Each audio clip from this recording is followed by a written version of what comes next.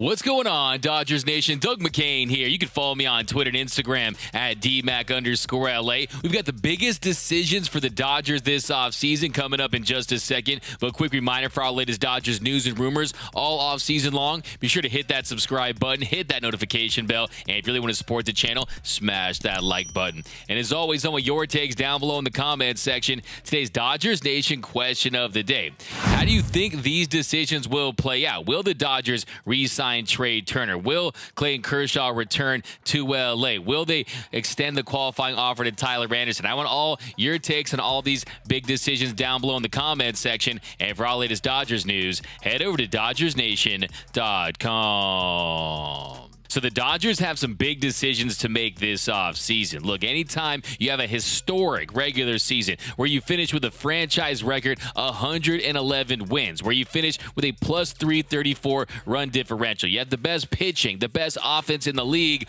only to win one postseason game and get eliminated by the team that you tormented all season long. The team that you went 14-5 against and get eliminated by the Padres, a team that you tormented all season long. LA went 14-5 against San Diego in the regular season. They won the NL West by 22 games, and they go down without much of a fight in that first round. So I think when you consider that, I think the Dodgers are definitely going to take a hard look at everything and evaluate every single decision they have. Whereas, let's say they had coasted to the World Series. Let's say they had won the World Series, and some of these guys had stepped up. The Justin Turners, the Cody Bellingers, the Clayton Kershaws. Maybe you say, hey, let's just run this thing back because we've seen the success, we've reached the mountaintop, but that wasn't the case. So I think the Dodgers are definitely going to take a hard look at every single decision they have this offseason. I think the first big one they have is whether or not they're going to pick up that $16 million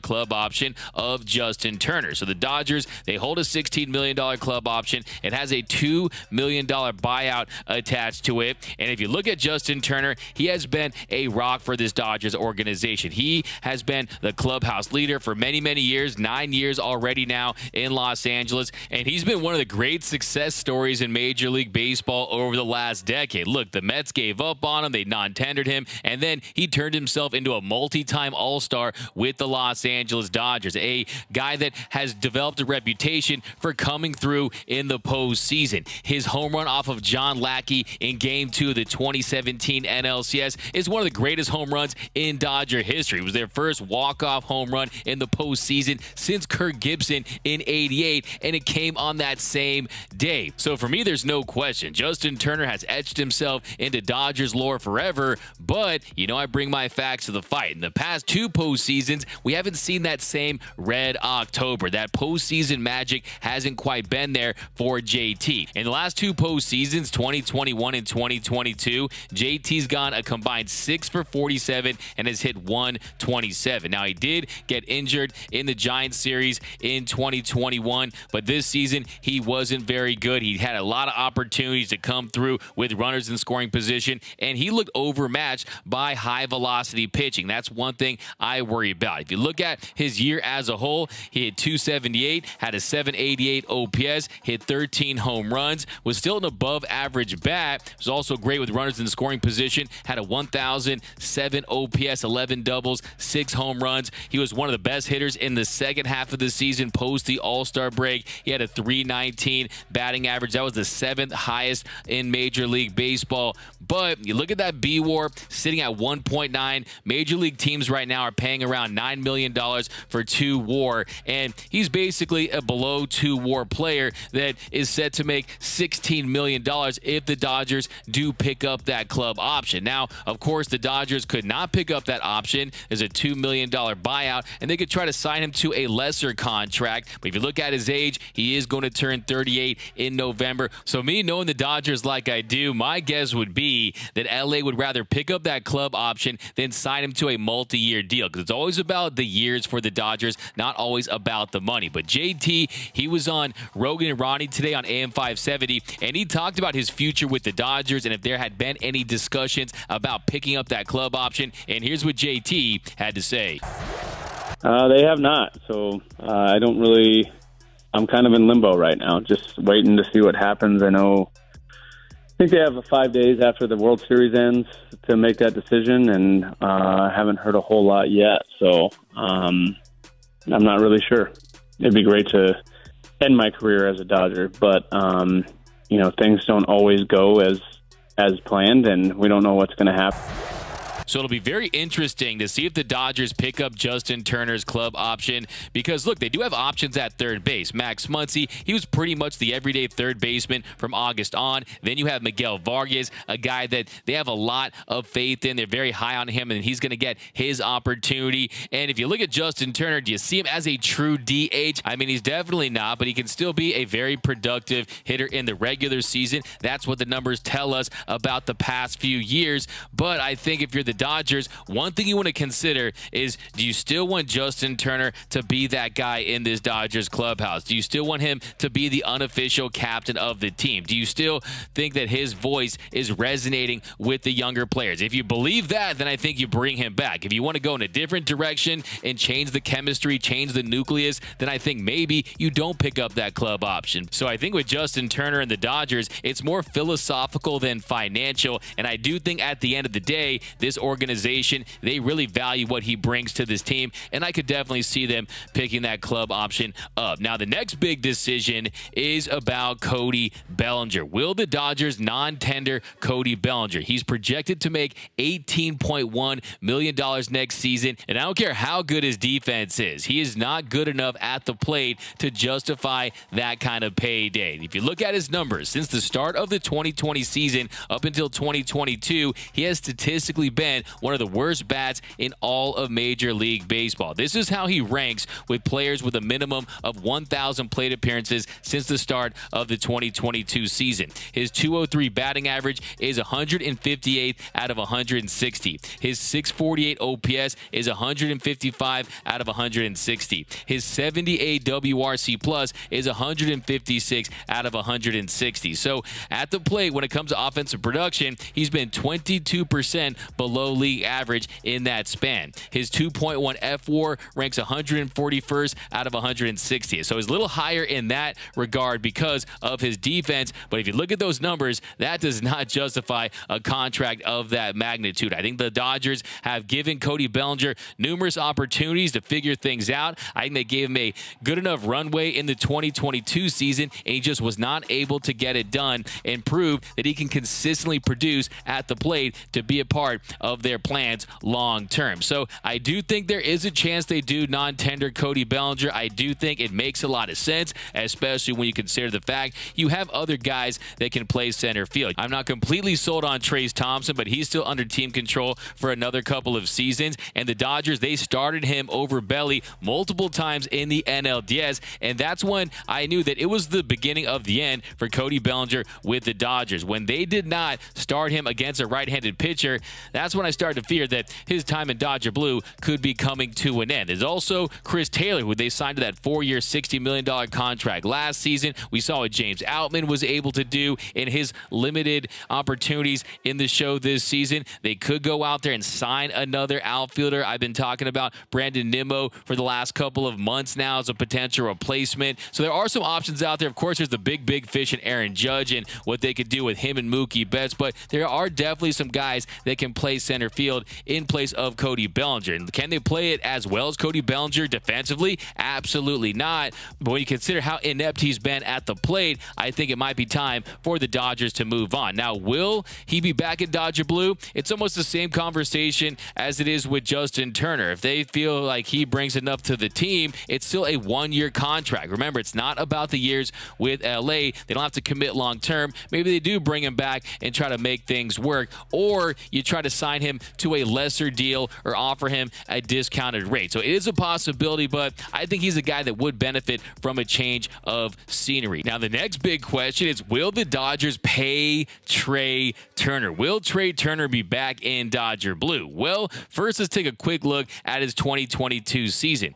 He ended up slashing .298, .343, .466. He finished with a 6.3 F-WAR, and he wasn't as good in 2022 as he was in 2023. 2021. He had 21 home runs last year compared to 28 in the previous season. The power numbers were a little down. His on-base percentage was down. And I think the key issue for Trea Turner is you saw that chase increase throughout the season. You saw his kryptonite was that breaking ball low and away. He was offering at pitches outside of the zone, and he whiffed at over 70% of them. So that's something that could be corrected. But if I'm Trea Turner, I would have stuck to the approach that had me as one of the top 10 players in all of Major League Baseball. If you look at his WRC plus in 2021, it was at 142. Last season, not a massive drop-off, but down to 128. So he still is one of the most dynamic players in the league. I still think there's teams out there that are going to want to give him a contract in the $300 million range. And I also think he did answer some questions in the postseason. He posted an 11-11 OPS with 2 home runs after coming into that postseason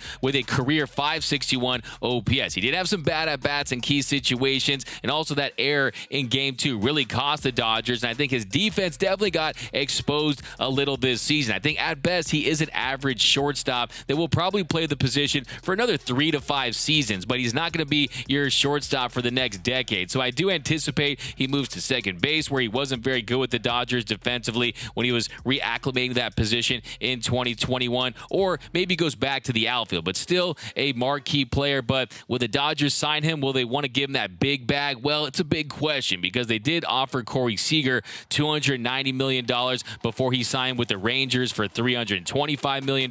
They offered him a $250 million extension before the start of the 2021 season, but they didn't offer that same courtesy to Trea Turner. There was no extension talk. So it does feel like there's not a lot of buzz between the Dodgers and Trea Turner. And I do think if they ultimately were to sign him, they would have to overpay to keep him from playing with an East Coast team, because those rumors there, he's tried to debunk them, but based on people you talk to, it still appears that he favors some of those East Coast teams. So maybe he ends up in the NL East. Maybe the Braves or the Phillies or a team like that. But that definitely is a big question. And then another big question is, if they don't sign him, who is the opening day shortstop for the Dodgers in 2023? Do they just simply slide over Gavin Lux to shortstop? Do they trade for a Willie Adames or a Tim Anderson? Do they try to sign a Carlos Correa or a Xander Bogaerts or a Dansby Swanson? Do they get desperate, have Chris Taylor play some short? So there definitely is options out there. We're going to do deeper dives on all these topics, but just so you know, all the big decisions in one video,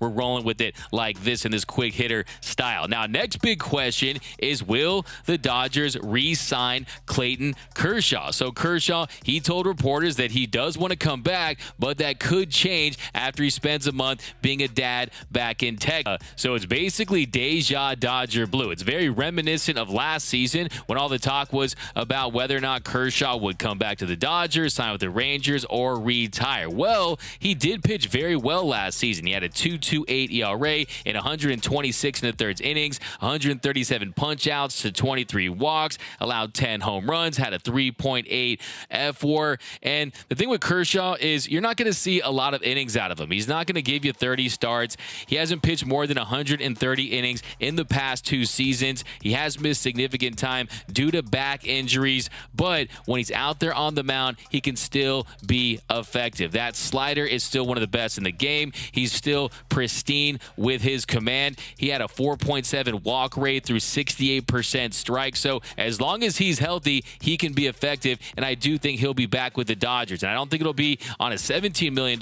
contract like last season because he was injured at the end of the 2021 season. I think you'll see something in the $22 to $25 million range with escalators, or maybe he does sign another team-friendly contract because the guy has already made $268.6 million in his career with LA. Look, you can buy a lot of Skechers and ping pong tables with that kind of money. So maybe he's fine financially and is not worrying about it. Or maybe you have an option in there. He does sign a multi-year deal because he is at 2,807 strikeouts, close enough to 3,000, where if you're Clayton Kershaw, you got to go for it. Look what Pujols did last year with the 700 home runs. Look, get to that 3,000 strikeout mark. It's just going to look great on that Cooperstown resume where you're a lock to be a first ballot Hall of Famer. So I hope he plays a couple more seasons. But next big question, of course, is about Tyler Anderson. Will the Dodgers extend the qualifying offer to TA, which is at $19.5 $1.65 million. I think they absolutely will, and maybe they sign him to a multi-year contract. They've already suggested a 3-year, $42 million contract. I could see them going larger than that because of his stuff, because of his dependability, his injury history. Hopefully they lock him up. And then a little bonus one, while they're trying to fortify this rotation, maybe they try to get Julio Urias to sign a contract extension. He has 1 more year of club control. Maybe they slide over an offer that's at 5 years, $100+ million, maybe $115 million, and they lock up Julio or maybe even Walker Buehler. So there's a lot of decisions this offseason. And then, of course, there's going to be trades. There's going to be some big free agent signings. Will they be involved with Aaron Judge or Carlos Correa or Xander Bogaerts or Dansby Swanson or any of these big names available? Will they look to trade for their stars and their upgrades this offseason? I dropped the one today about Willie Adames and Corbin Burns. I have some other ones I want to get into too with Tim Anderson, some other pitchers and shortstops around the league and other impact guys. So lots of questions this offseason. We're going to do deep dives on all these topics all offseason long. But let me know down below in the comment section, how will these decisions play out this offseason? What should the Dodgers do? I want to know from you. My name is Doug McCain. You can follow me on Twitter and Instagram at DMac_LA. For all latest Dodgers news and rumors all offseason long, be sure to hit that subscribe button, hit that notification bell, and if you want to see us post even more Dodgers content, smash that like button. And as always, think blue, bleed blue, and I'm out.